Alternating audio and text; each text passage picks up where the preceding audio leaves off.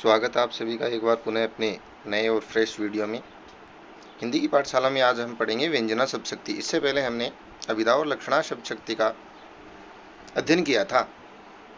आज हम जानेंगे व्यंजना शब्द शक्ति क्या होती है। व्यंजना शब्द शक्ति स्टार्ट करें इससे पहले मैं आपको बताना चाहूँगा कि अगर आप हमारे चैनल पर नए हैं तो चैनल को लाइक करें, शेयर करें, सब्सक्राइब करें और बेल आइकन को दबाने के बाद ऑल पर प्रेस करें, जिससे सबसे पहले नोटिफिकेशन आपको प्राप्त होता रहे। चलिए चर्चा कर लेते हैं व्यंजना शब्द शक्ति की। व्यंजना शब्द शक्ति किसे कहते हैं? जब किसी शब्द के अभिप्रेरित अर्थ का, मतलब कोई शब्द उसका कोई अर्थ दिया हो या उसके बारे में कुछ कहा जा रहा हो, उस शब्द का साधारण अर्थ का बोध न हो, मतलब जो वाक्य में शब्द है उसका सामान्य अर्थ प्रकट न हो, अर्थात मुख्यार्थ से प्रकट नहीं होता। जैसे अभिधा शब्द शक्ति में वाक्य में सभी शब्दों का अर्थ साधारण रूप से या जो उसका मुख्य अर्थ होता है वो प्रकट हो जाता है। व्यंजना शब्द शक्ति में दिए गए वाक्य में उस शब्द का अर्थ मुख्यार्थ से प्रकट नहीं होता है, न ही लक्ष्यार्थ से प्रकट होता है, अपितु कथन के संदर्भ के अनुसार अलग अलग अर्थ लिया जाता है। वहाँ व्यंजना शब्द शक्ति होती है, या उसे कह सकते हैं कि व्यंग्यार्थ प्रकट होता है। अब इसमें होता क्या है? इसमें होता है, पहली बात, मुख्यार्थ में बाधा होती है। इसमें मुख्यार्थ में बाधा। अब आप कह दो कि सर मुख्यार्थ में बाधा तो लक्षणा शब्द शक्ति में भी थी। बिल्कुल थी। इसके बाद मुख्यार्थ के साथ साथ लक्ष्यार्थ के द्वारा भी अर्थ प्रकट नहीं होगा, लक्ष्यार्थ से भी अर्थ प्रकट नहीं होगा, अर्थात दोनों परिस्थितियों में ही, जहां मुख्यार्थ से भी और नहीं लक्ष्यार्थ से, दोनों के द्वारा ही मुख्य अर्थ प्रकट नहीं होगा, वह अर्थ अलग अलग संदर्भ में लिया जाएगा। जब हम इसके उदाहरण देखेंगे तब इस बात को हम समझेंगे। या हम कहें कि व्यंग्यार्थ से ही अर्थ प्रकट होगा, वहां व्यंजना शब्द शक्ति होगी। जैसे प्रधानाचार्य जी ने कहा 4:30 बज गए। अब आप कहोगे कि सर सीधा सीधा अर्थ है, 4:30 ही तो बजे हैं, लेकिन नहीं। चपरासी के लिए 4:30 बज गए का अर्थ है बेल दबाने का या घंटी बजाने का समय हो गया है। अध्यापक के लिए क्लासरूम छोड़ने का समय हो गया है। बच्चों के लिए घर जाने का समय हो गया है।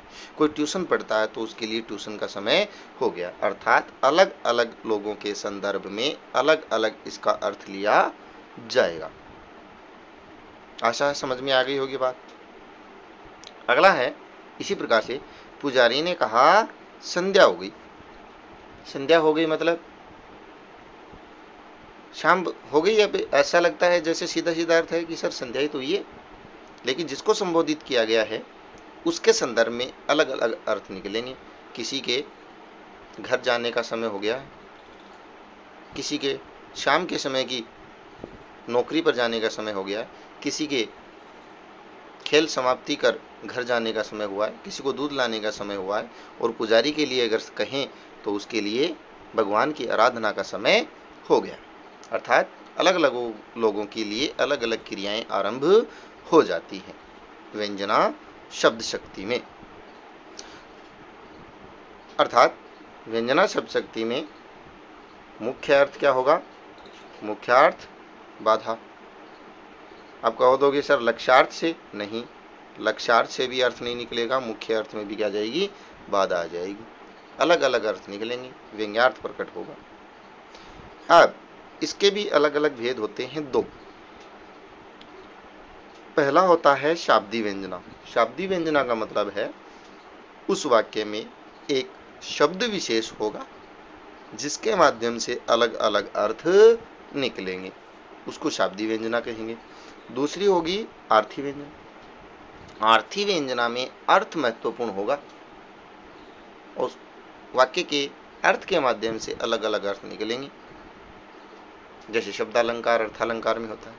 अब शाब्दी व्यंजना में मुख्यतः श्लेष अलंकार का प्रयोग किया जाता है। श्लेष अलंकार का प्रयोग शाब्दी व्यंजना में किया जाता है। आर्थनी व्यंजना में किसी अलंकार का प्रयोग नहीं किया जाता। साधारण कथन होते हैं, साधारण पंक्तियां होती है, लेकिन अलग अलग अर्थ प्रयुक्त करेंगे। जान लेते हैं ये इनको भी क्या होता है इनमें, वो भी हम देख लेते हैं। वाक्य में प्रयुक्त व्यंग्यार्थ जब किसी शब्द विशेष के प्रयोग पर ही निर्भर रहता है, ये हमने पहले ही बात कर ली। वाक्य में प्रयुक्त व्यंग्यार्थ जो होता है वो किसी शब्द विशेष के प्रयोग पर ही निर्भर करता है। वो शब्द हटाने पर व्यंग्यार्थ भी समाप्त हो जाता है। वो शब्द के स्थान पर दूसरा पर्यायवाची रखने पर वो व्यंग्यार्थ समाप्त हो जाएगा। उस शब्द के हटाने पर या उसके स्थान पर किसी पर्यायवाची शब्द रखने पर व्यंजना शब्द शक्ति नहीं रह पाती है, वहां शाब्दी व्यंजना होती है। आ गई ये बात। अतः शाब्दी व्यंजना केवल अनेकार्थक शब्दों में ही प्रयोग की जाती है। मतलब ऐसे शब्दों का प्रयोग किया जाएगा जिसके अलग अलग अर्थ निकलते हैं। अनेकार्थक शब्द भी बोल सकते हैं। पहला है, हमारे श्लेष अलंकार में ही इसको गिना जाता है, चिर जीवो जोरी जुरे क्यों न स्नेह गंभीर को घटी ये वर्ष भानुजा वे हलदर के वीर। अब यहाँ पर वर्ष भानुजा और हलदर, इनके अलग अलग अर्थ निकलते हैं, दो दो अर्थ निकलते हैं। कैसे इसका अर्थ करते हैं तो देखते हैं। इसका अर्थ करने पर हमें पता चलेगा, चिर जीवो अर्थात लंबे समय तक जिए, जोड़ी जुड़ी, जोड़ी मतलब जोड़ी, जुड़ी जुड़े मतलब जुड़ी रहे, बनी रहे, क्यों न स्नेह गंभीर, और उनमें स्नेह भी गहरा क्यों न बना रहे, उनमें मतलब जो नीचे आएंगे उनमें। को घटी, उनमें से कमजोर कौन है, घटी मतलब कमजोर, कौन है, कोई भी कमजोर नहीं है। ये वृष भानुजा, यह तो है वृष भानुजा, वृष भानु जोड़ जा। अगर ये समझे तो वर्ष भानु की जाया यानी बेटी, वर्ष भानु की बेटी कौन थी, राधा। पहला अर्थ तो हो गया राधा। और अगर ऐसे लें, वृषभ जोड़ अनुजा संधि के माध्यम से, तो वृषभ यानी बैल, अनुजा यानी छोटी बहन, छोटी बहन बैल की कौन होती है, गाय। तो वृष भानुजा का पहला अर्थ था राधा, दूसरा हो गया बैल। इसी प्रकार वे हलधर के वीर, वीर यानी भाई, हलधर यानी हल को धारण करने वाला। हल को कौन धारण करता है, एक तो बलराम, बलराम का भाई कौन, बलराम के वीर, वीर यानी भाई, बलराम का भाई कौन, श्री कृष्ण, अर्थात श्री कृष्ण। और इसका पहला अर्थ क्या निकाला था, राधा। राधा और कृष्ण की जोड़ी बनी रहे, लंबे समय तक जिए, और उनमें स्नेह भी क्यों नहीं बना रहेगा, कौन से कमजोर हैं, दोनों की दोनों महान हैं। एक तो वर्ष भानु की जाया बेटी है और एक बलराम के भाई श्री कृष्ण है। दूसरा अर्थ था हलधर यानी हल को धारण करने वाला, अर्थात बैल, वीर भाई। तो बैल, और इसका दूसरा अर्थ निकाला था हमने गाय, गाय और बैल की जोड़ी क्यों न बनी रहे। तो दोनों प्रसंगों में अलग अलग अर्थ निकल रहा है, तो यहाँ पर शाब्दी व्यंजना होगी। यहाँ पर भी वैसा ही दिया है। यहाँ वर्ष भानुजा के दो अर्थ हैं, गाय तथा राधा। हलधर के भी दो अर्थ हैं, बैल और बलराम का भाई यानी कृष्ण। दोनों शब्द, अतः शब्दों के दोनों अर्थों पर ध्यान जाने से ही छिपा अर्थ व्यंजित हो जाता है, छिपा हुआ अर्थ प्रकट हो जाता है। आगे का एक और अन्य उदाहरण दिया गया है, वो अन्य उदाहरण भी जान लेते हैं। बहुत ही प्रसिद्ध उदाहरण है, पानी गए न उबरे मोती मानुष चून। अब यहाँ सब जानते हैं इस पानी के अलग अलग संदर्भ में अलग अलग अर्थ हैं। पानी मोती के लिए अर्थ रखता है चमक, पानी मनुष्य के लिए इज्जत, पानी चून से संदर्भ, चून के संदर्भ में जल। पानी चला जाने पर अर्थात मोती की चमक चले जाने पर उसकी प्रमुखता समाप्त हो जाती है। मनुष्य की जल चले जाने पर अर्थात इज्जत चले जाने पर कोई प्रमुखता नहीं रहती है। और चून अर्थात आटे में जल चले जाने पर वो आटा पुनः आटे के रूप में नहीं आ सकता है। अन्य है आर्थी व्यंजना। तो ऊपर वाले में आपको समझ में आ गया होगा, श्लेष अलंकार के माध्यम से प्रत्येक शब्द के जहां पर भी उस शब्द का अनेकार्थी शब्द का प्रयोग हुआ है वहां पर उसके अलग अलग अर्थ दिए गए हैं मोती, मानुष और चून के संदर्भ में। तो यहां पर शाब्दिक व्यंजना काम आएगी। आर्थी व्यंजना में क्या होता है, जब व्यंजना किसी शब्द विशेष पर निर्भर न हो, किसी भी शब्द विशेष पर, किसी एक शब्द विशेष पर निर्भर न हो, अर्थात उस शब्द का पर्याय रख देने पर भी व्यंजना शब्द शक्ति बनी रहे, वहां पर आर्थी व्यंजना होती है। आर्थी व्यंजना बोलने वाले, सुनने वाले या शब्द की सन्निधि, प्रकरण, देशकाल, कंठ, स्वर आदि का बोध कराती है। बोल कैसे रहा है, किस प्रसंग में बोल रहा है, किस अर्थ में बोल रहा है, इस आधार पर उसका भाव ग्रहण किया जाएगा। जैसे सघन कुंज, छाया सुखद, शीतल मंद समीर, ठंडा और मंद मंद बहता हुआ समीर अर्थात हवा, छाया सुख देने वाली, सघन कुंज घने वृक्षों की छाया हो।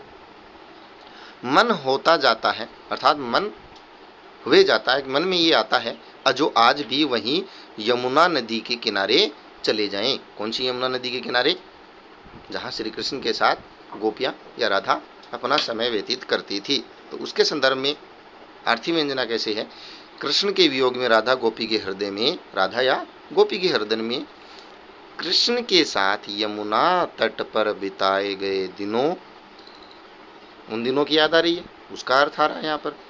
या क्रीड़ा विलास, खेल कूद, बातें, आनंद, विहार, ये सभी अर्थ यहाँ पर ग्रहण किए जाते हैं। उन दिनों की बात करें या उन समय में जो आनंद बिताए गए उन समय की बातें करें, ये सभी किसमें होंगे, आर्थी व्यंजना में लिए जाएंगे। अब आर्थी व्यंजना के कुछ और उदाहरण भी हम ले लेते हैं। जैसे हमारा प्रसिद्ध उदाहरण है कौन सा, अबला जीवन तुम्हारी यही कहानी। अबला जीवन हाय तुम्हारी यही कहानी, आंचल में है दूध, आंखों में है पानी। जयशंकर प्रसाद की ये पंक्ति भी किसमें ली जाती है, आर्थी व्यंजना में ही ली जाती है। इसके अलावा रजनी गंधा खिल गई, और रजनीगंधा का एक फूल होता है वो खिल गया, मतलब किसने कहा रजनीगंधा खिल गई, इसका मतलब है रजनीगंधा आधी रात को खिलती है, तो आधी रात का समय हो गया, आधी रात का समय हो गया। एक अर्थ है कि ये फूल भी खिला है, दूसरा अर्थ है मालिक के जागने का समय हो गया, मालिक के जागने का समय हो गया। यहाँ से चला जाए, चोर अगर कहे तो रात का समय हो गया, आधी रात का, यहाँ से चलो मालिक जाग सकता है। 2-3 अर्थ इसमें लिए जा रहे हैं, रजनीगंधा खिल गई वाक्य में। ठीक, तो इस प्रकार हम इसको आर्थी व्यंजना में ही लेंगे। ऊपर वाले जो होंगे, जैसे 4:30 बज गए हैं, संध्या हो गई है, ये भी किस में आएंगे, ये भी आर्थी व्यंजना में ही आएंगे। अगर एग्जाम में सीधा पूछा जाता है तो हम व्यंजना शब्द शक्ति लिख देंगे, और अलग अलग अर्थ में, अलग अलग भेदों में पूछें तो हम आर्थी और शाब्दिक व्यंजना दोनों बता सकते हैं। अब अभिधा एवं लक्षणा में क्या अंतर होता है और लक्षणा और व्यंजना में क्या अंतर होता है, ये भी हम थोड़ा सा जान लेते हैं। कभी कभार पूछ लिया जाता है उदाहरण के साथ। अभिधा एवं लक्षणा में अंतर, अभिधा शब्द शक्ति में मुख्यार्थ से अभिप्रेरित अर्थ का बोध होता है, मतलब मुख्य अर्थ ही प्रकट किया जाता है, जबकि लक्षणा शब्द शक्ति में मुख्यार्थ में बाधा होती है और किसी रूढ़ि से या किसी प्रयोजन से लक्ष्यार्थ द्वारा अभिप्रेरित अर्थ का बोध किया जाता है। अर्थात अभिधा शब्द शक्ति में मुख्यार्थ में बाधा नहीं होती है, मुख्य अर्थ ही दिया जाता है। लक्षणा शब्द शक्ति में मुख्यार्थ में बाधा होता है और रूढ़ि या प्रयोजन के आधार पर लक्ष्यार्थ प्रकट किया जाता है। जैसे गाय दूध देती है, यहाँ पर गाय शब्द अभिधा शब्द शक्ति से युक्त है, गाय का अर्थ गाय ही है, जबकि यहाँ पर उस बुढ़िया को मत सताओ, वह तो निरी गाय है। यहाँ निरी गाय का अर्थ साधारण स्वभाव का है, उसको नहीं सताओ। वो जो गाय है 4 पैरों वाली, ये यहाँ पर उसका अर्थ नहीं आएगा, उस मुख्य अर्थ में बाधा होगी और नीरी गाय अर्थात साधारण औरत का अर्थ आएगा। अगला है लक्षणा और व्यंजना में। तो लक्षणा शब्द शक्ति में आपको पता है मुख्यार्थ में बाधा होता है और रूढ़ि और प्रयोजन के आधार पर लक्ष्यार्थ प्रकट किया जाता है, जबकि व्यंजना शब्द शक्ति में न तो मुख्यार्थ से अर्थ प्रकट होता है न लक्ष्यार्थ से, बल्कि संदर्भ के अनुसार अलग अलग अर्थ व्यंजित होता है या व्यंजित भाव के अनुसार व्यंग्यार्थ प्रकट होता है। जैसे मैंने उसे नाको चने चबवा दिए, ये होगा लक्षणा शब्द शक्ति। और लक्षणा शब्द शक्ति में भी कौन सा मुहावरा आया है, रूढ़ा लक्षणा या रूढ़ी लक्षणा। व्यंजना शब्द शक्ति में जैसे बातें करती हुई गृहिणी ने कहा अरे संध्या हो गई, तो ये हो जाएगा व्यंजना शब्द शक्ति। और व्यंजना में भी कौन सा, आर्थी व्यंजन। इस प्रकार से हमने व्यंजना शब्द शक्ति के दोनों भेद पढ़े, शाब्दिक व्यंजना और आर्थी व्यंजना। साथ में हमने अभिधा और लक्षणा में अंतर किया और लक्षणा तथा व्यंजना में किया। हिंदी की पाठशाला में आज के लिए बस इतना ही। मिलते हैं अगले वीडियो में। धन्यवाद।